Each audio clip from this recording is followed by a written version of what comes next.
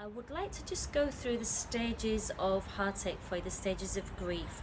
So the first one that you are going to go through is probably shock.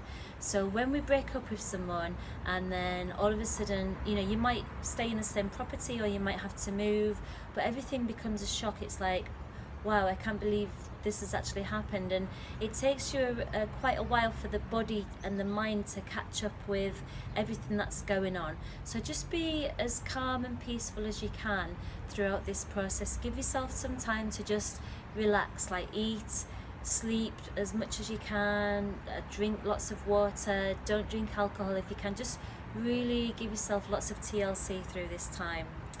The next one, which is part of the grief process, is probably what we call anger and blame. So this is where you say to yourself, well, you know what, it was their fault, this happened, and it's not even my fault, and they're to blame for this and they're to blame for that. The best way to get through this stage is as simple as it sounds, but it's not simple, is to forgive.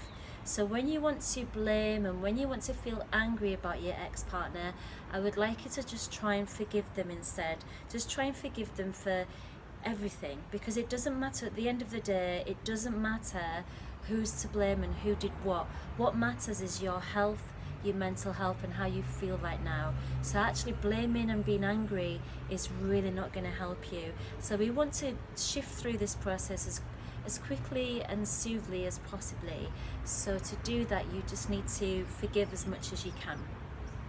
The next part of the grief process is probably going to be bargaining, because you're going to be so sick and tired of waking up and feeling so shit and awful, and you don't want to go out and you don't want to do anything, and and you're blaming everyone, and life has just basically stopped. But I am here to tell you that you must keep moving on.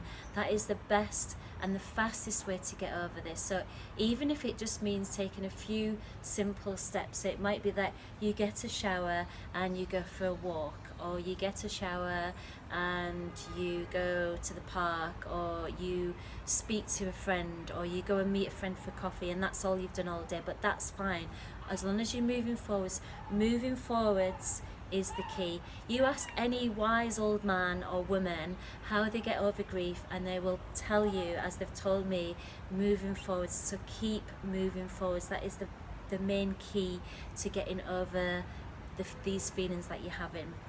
And the next one is probably you'll get to a stage where you're just feeling really low because you've been tired of feeling like this. So some people get to this point when it's a few weeks after these processes. Some people it's a few months. Everyone's different, it all depends.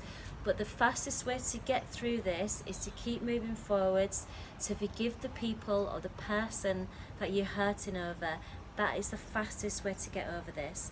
And then the next one will eventually lead to acceptance. So one day you'll wake up and you'll feel acceptance for what is, because you'll be so tired and you'll have been sick of feeling all of the things that you felt, that you will just wake up and think, do you know what, I accept this now because it's happened and this is my reality. If you can reach acceptance when you're going through the first stages of grief, then that would be absolutely amazing.